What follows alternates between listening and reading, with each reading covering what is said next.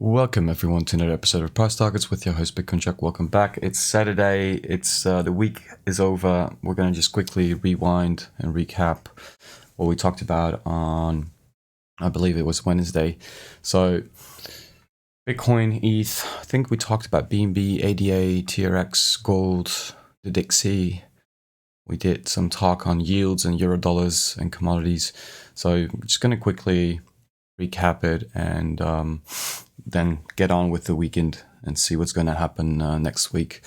CPI data hit quite the number, 8.6, so slightly higher than consensus expected of 8.3%. So market kind of reacted to it violently, and I think people got scared to the point where they now may actually be worried about 75 basis points on the 15th of June when FOMC meeting is. We'll have to see. I could imagine that there's a possibility where they're going to be actually not changing what they're doing, so they're going to come out with 50 basis points, and that actually becoming a little moment where the market can actually bounce into. If the market really becomes bearish and very scared that we get 75 basis points, and I do think it's possible we get 75 basis points, but if we do get 50 basis points and market consensus is slowly shifting to the expectation of 75 basis points, I do think that may actually cause some relief in the market. We're gonna I think we'll have to talk about this on Monday during the live stream into the 15th. Today's the 11th, so we basically have a couple of days on Monday, Tuesday when the markets reopen to evaluate how certain futures are behaving, and to kind of get a feel for what the market is expecting, and then we go into Wednesday where we're actually going to see whether policy, expected policy is going to match real policy. First, guys, before we really dive into things, I think the last couple of videos have been really great. If you like these videos, please have your attention for lovely sponsor Prime XBT, lovely exchange that if you sign up with the ref link in the description below, they're going to give you a nice deposit bonus if you use the promo code Bitcoin Jack. I want to thank you, Prime, for doing these sponsorships, and it's been a great partnership going forward. So please, guys, consider signing up and checking them out. It helps me, it helps them. So with that out of the way, let's dive in. Bitcoin, we talked about how last time FOMC meeting into CPI data was just the other way around. So now we first have CPI data that dropped yesterday. We're going to have the FOMC next week. So if this, ends up being a similar bearish kind of, chain of events, but just the other way around, we may actually be looking at a breakdown. And then, like I've been saying for a while, it feels that we're at least going to come down and, dump below the wick that we formed on the 12th of May. I'm not going to jump the gun on this, but it just doesn't, it doesn't look pretty, to say the least. But if we come down here, you have the wick here, and then you have the structure from December 2020, which topped out around 24-ish. It's likely that if we go past this wick, that's going to be where at least the local bottom and bounce will form. So I think that's, the talk on BTC. I do think that the crucial level here is, the level that we're at, 28.6, and there is, there's a channel here to be drawn. So let's see what the weekend is going to do. Markets are closed, so we don't really have the pressure from the regular market pushing this further down, but crucial diagonal, crucial horizontal here. If it breaks down, there's, I think, a setup to the downside. Then ETH, real quick, this is the wrong list. ETH BTC, we talked about the wedge, and you know, it broke down kind of violently. I thought this would, you know, go straight into the level here, because that's, you know, the high where we saw further acceleration into the range that we've been trading in for the last 400 days.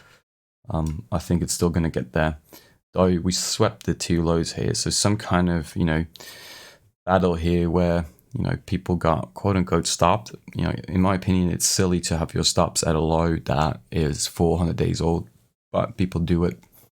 And then, you know, if we zoom out on ETH BTC, there's actually multiple levels going forward that, you know, eventually should all have some kind of reaction to them.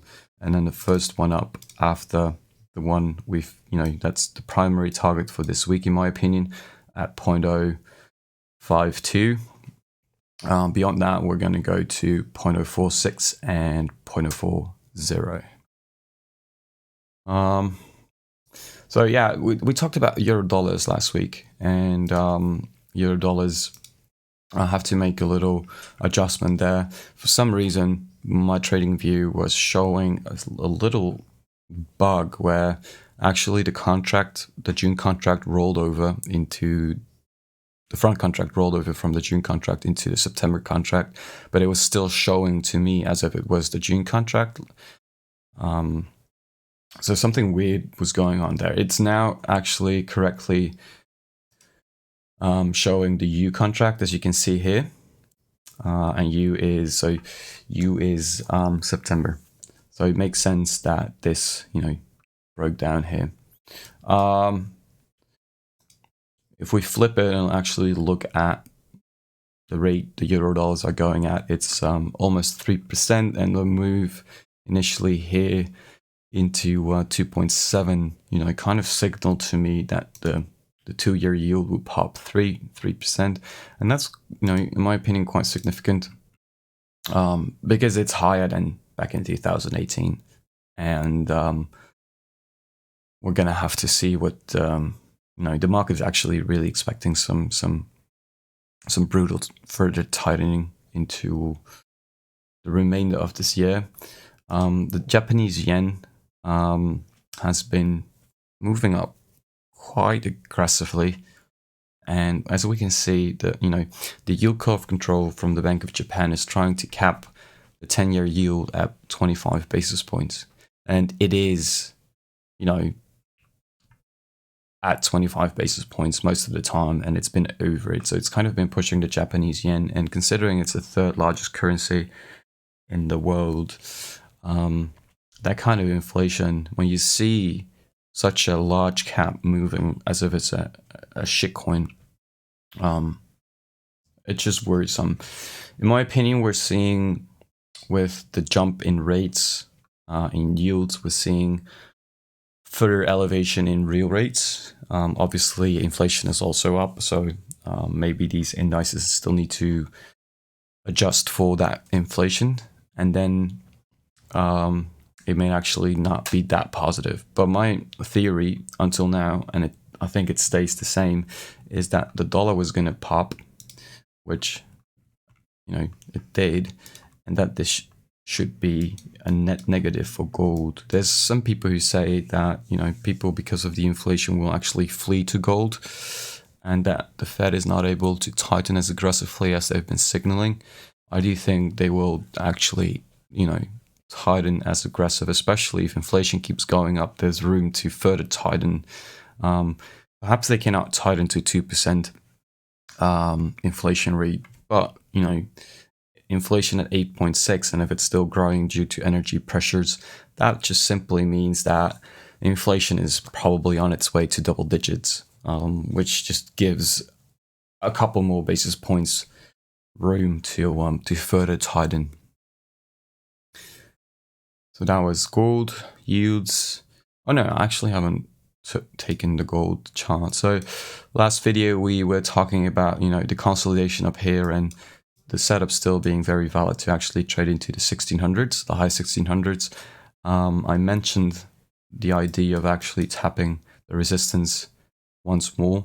So I think this is a crucial level here. If it goes higher, my thesis doesn't stand and we do get some relief on gold, and I would assume that would be back into the level right here, at least above the 2 wicks here, into the level where this kind of bounced and then it broke through. So this, it was tested here. Maybe we have to come up there for a second test.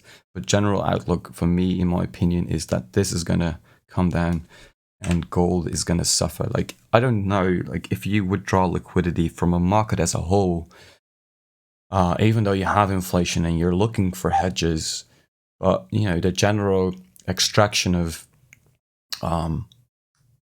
supply of currency is just going to be net negative for all assets. Maybe there's a few, value plays that will play nicely, but everyone's losing money and everyone needs to rebalance. And, gold is on pretty much everyone's balance sheet. So chances that, eventually when they have to rebalance, they will start selling gold, especially when real rates are pretty positive or, rising at the moment. It just doesn't paint the prettiest picture. Maybe I'm wrong, and the invalidation here is pretty easily seen.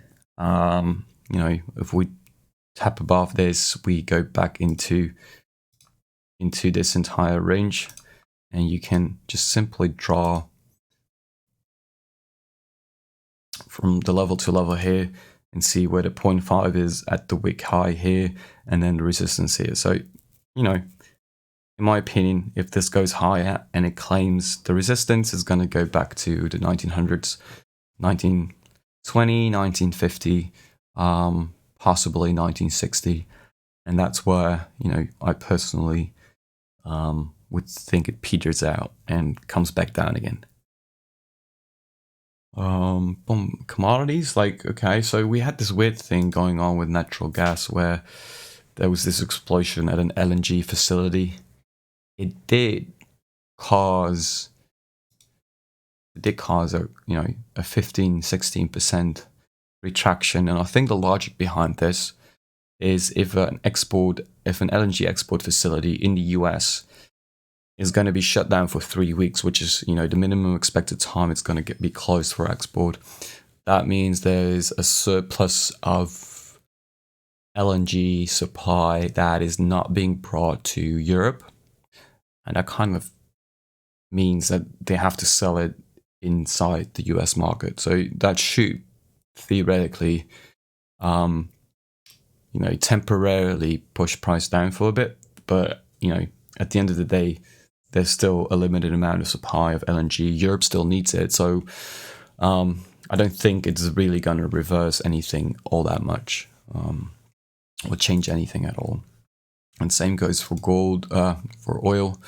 To me, this looks like it's slowly teetering to the final resistance and then acceleration into the 140 level. Quick look at Tron.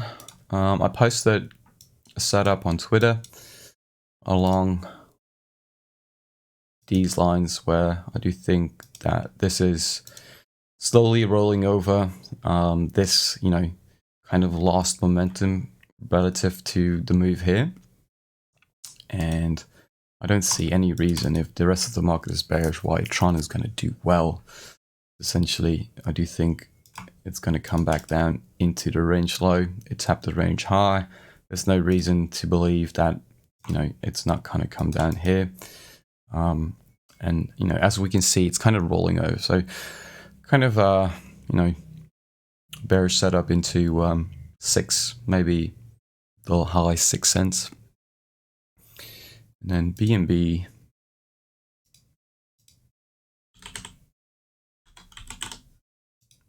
I don't know if there's, I don't know where that chart went. BNB tapped a level on the BTC pair that I'd really like to short. If this doesn't claim this kind of channel of supply, then this is going to, you know, come back down and test, you know, at least the 0.786 down here. So 245. And then ADA.